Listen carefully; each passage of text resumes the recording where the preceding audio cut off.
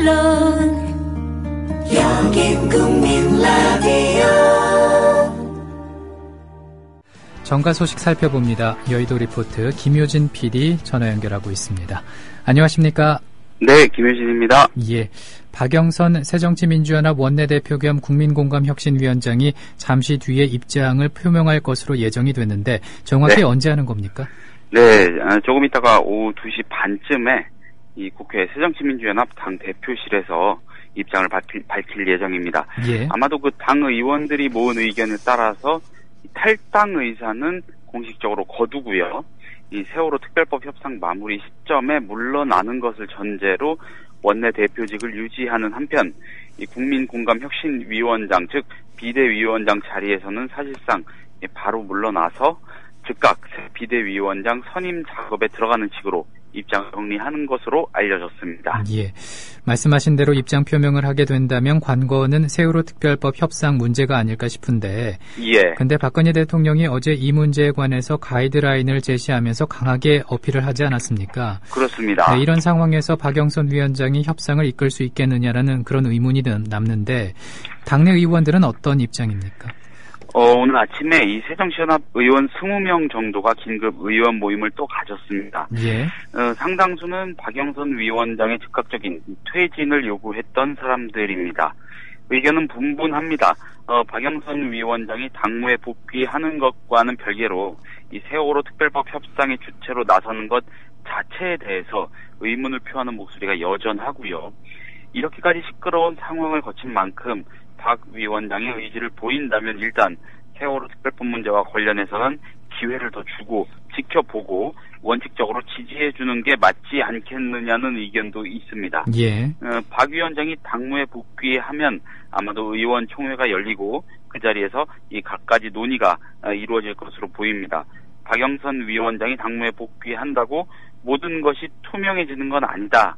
이렇게 현 상황을 정리할 수 있겠습니다. 그렇군요. 그리고 정의화 국회의장이 의사 일정을 직권으로 결정한 문제에 대해서 향후 전국의 새로운 논란거리로 이제 떠오르고 있는데 네. 새정치민주연합 원내대표단이 의장단을 항의 방문하지 않았습니까? 그렇습니다. 예, 분위기는 어땠고 무슨 얘기가 오갔습니까? 내부에서의 고성이 오가기도 했을 정도로 분위기는 안 좋았습니다. 예. 한정의 새정치연합 대변인도 이런 상황을 확인해 줬고요. 새정치연합 원내대표단은 이 대체로 정 의장에게 심각한 유감을 표하면서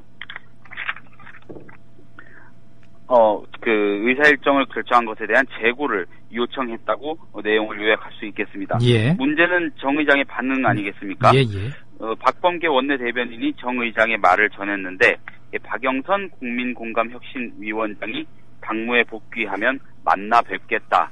전체 의사 일정 재협의 문제에 대해선 박영선 위원장을 만나고 융통성 있게 대처하겠다는 말을 했다고 합니다. 융통성 있게 대처하겠다고 했으니까 박 위원장과의 만남을 통해 전향적인 이 상황이 만들어질 수 있을지 지켜봐야겠습니다. 예, 상황을 한번 그 말씀대로 지켜봐야 될 것 같습니다. 네. 정책 얘기 몇 가지 한번 해보겠습니다.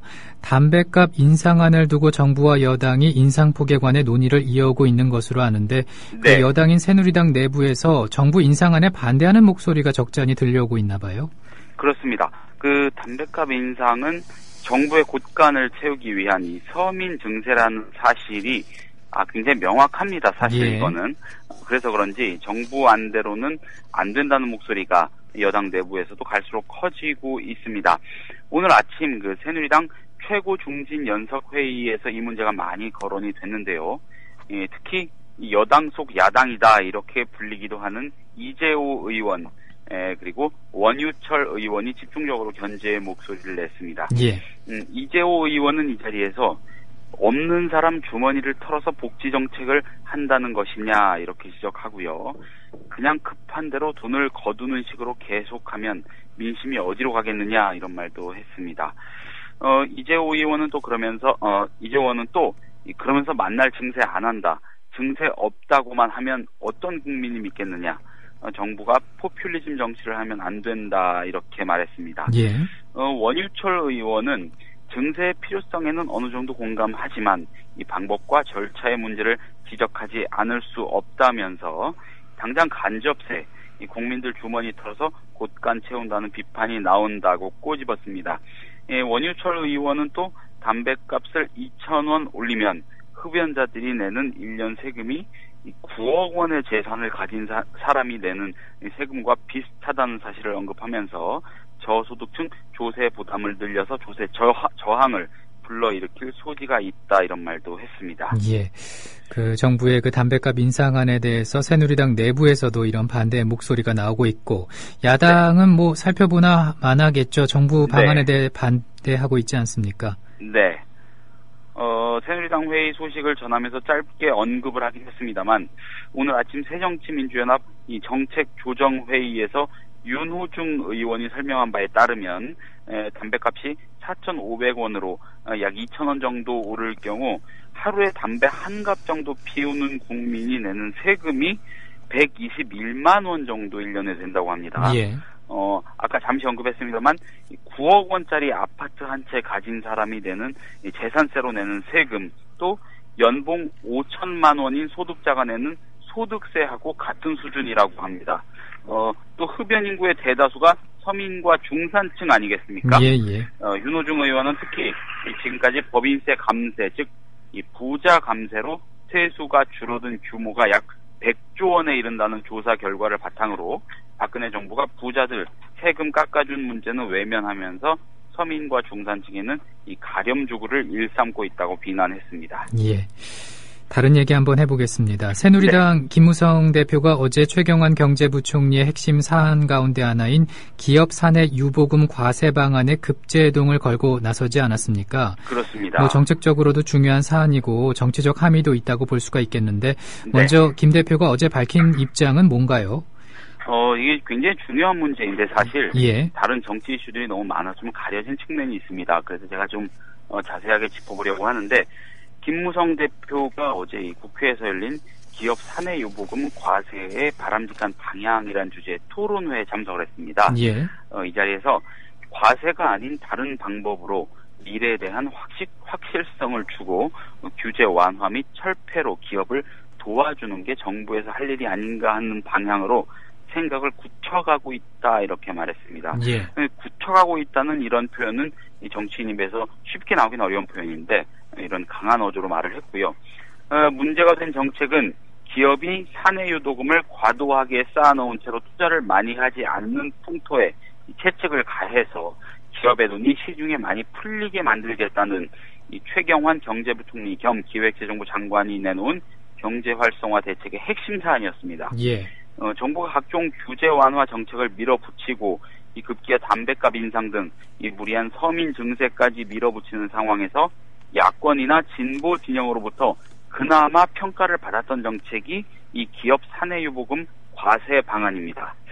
이 정책의 영향을 가장 크게 받을 삼성, 현대 등 이 대기업들을 향한 이 보수 진영으로서는 매우 전향적인 구상이었기 때문입니다. 예. 그런데 이런 방침에 이 여당인 새누리당 대표가 매우 강한 어조로 반대 입장을 밝히고 나선 겁니다. 그렇군요. 정치적인 함의도 남다를 것 같은데 네. 최경환 부총리는 정부의 지금 박근혜계 체제 확립의 중요한 축이지 않았습니까? 그렇습니다. 따라서 최 부총리가 그간 내놓은 구상들을 살펴보면은 적어도 보수 진영에서는 별다른 제동이 없이 추진되고 있는 상황이었을 것 같은데 아닙니까? 네. 예. 그렇습니다. 사실 이 문제가 된 사내 유보금 과세 방안이라는 것은 이 경제정책 중에서도 아주 대표적인 이념 정책에 해당이 됩니다. 예. 그만큼 건드리기가 간단치 않은 사안인데 최 부총리가 건드렸던 것이고 여기에는 친박 핵심 경제 수장이라는 정치적 후광이 작용했을 것이란 얘기입니다. 예. 박근혜 대통령의 정치적 내지는 정서적 추인이 있었을 것이란 추측도 자연스럽게 가능하겠죠. 이런 정책에 김무성 대표가 반기를 들었다는 것은 최근 김무성 대표가 조금씩 당내에서 쌓아 올리고 있는 비박 중심 여당 권력 기반과 무관치 않다고 해석할 수 있습니다. 김무성 대표는 취임 뒤 주요 당직에 이 비박 내지는 비주류 계열의 의원들을 대거 배치했습니다. 예. 일단 김 대표 본인부터가 비박, 비주류 계열임은 물론이고요. 심지어 이런 상황에서 김문수 전 경기지사가 새누리당 내 보수혁신위원장으로 기용이 돼서 청와대와 여당이 언젠가 첨예하게 부딪힐 수밖에 없는 이 다음 총선 공천 문제와 관련해 청와대를 다소 불편하게 만들 수밖에 없는 상향식 공천제도, 이른바 오픈 프라이머리 도입 작업을 시작했습니다. 예. 이런 와중에 최경환 경제팀, 나아가 박근혜 경제팀의 핵심 구상에 반기를 든 것이니까 정치적으로도 그 행간이 남다르게 읽힙니다. 김무성 대표가 뭔가 차곡차곡 쌓아 올려가고 있는 그런 느낌도 듭니다. 예. 그렇다면 야권에서의 경제 전문가들은 김 대표의 발언을 두고 어떻게 바라보고 있습니까? 새정치연합의 대표적 경제통 의원이죠. 홍종학 의원하고 어제 이 문제에 관해서 제가 좀 자세한 얘기를 나누어 봤습니다. 홍종학 의원은 김무성과 최경환 두 사람 가운데 누가 더 대기업과 긴밀한 유착 관계를 유지하고 있는지를 말해주고 있는 것 같다, 이렇게 짚었습니다. 예. 홍종학 의원은 또 아마도 최경환 부총리가 기업 사내유보금 과세 방침을 밝힌 이후 여기에 해당이 되는 대기업들 대관 담당자들이 당정, 그러니까 새누리당과 정부를 상대로 엄청난 로비를 시도했을 것이라고 추측했고요. 또 갈수록 거대해지는 시장 권력 앞에서 김무성 대표가 먼저 한 걸음 물러선 것 아니냐, 이런 분석도 가능하겠습니다. 그렇다면은 최경환 부총리의 구상을 보고 진정성이 있다고 봐야 할까요? 어떻습니까? 앞서 말씀드렸던 대로 나름대로 균형을 잡으려고 했던 노력 자체는 평가할 만하지만 그 진정성을 온전히 인정해주긴 어렵다는 시각이 있습니다. 예. 사실 기업 사내유보금 과세 방안은 지난해에 이미 새정치연합 의원들, 이인영 의원 등이 이미 법안 발의를 하고 기획재정위원회 조세소위에서 꾸준히 논의가 되어온 사안입니다. 예. 최경환 의원을 포함한 새누리당은 당시 논의 과정에서 야권의 주장에 번번이 반대해왔고요. 홍종학 의원은 이에 대해서 최경환 부총리가 당근과 채찍을 동시에 쓰듯이 대기업들을 향해 일종의 시그널을 보낸 정도였다고 볼 수 있다. 아마 김무성 대표가 그런 발언도 했으니 여당 내에서 마사지가 되면서 정책이 쪼그라들 수도 있고 종국에는 아예 무산될 수도 있다, 이렇게 전망을 했습니다. 예. 오늘 말씀 여기까지 듣죠. 고맙습니다. 네, 감사합니다. 지금까지 김효진 PD였습니다. 국민 라디오 지지하는 4가지 방법 아시나요? 다운로드하기, 별점 주기, 댓글 달기, 구독하기. 국민 라디오를 보다 많은 이들에게 전할 수 있는 가장 손쉬운 방법.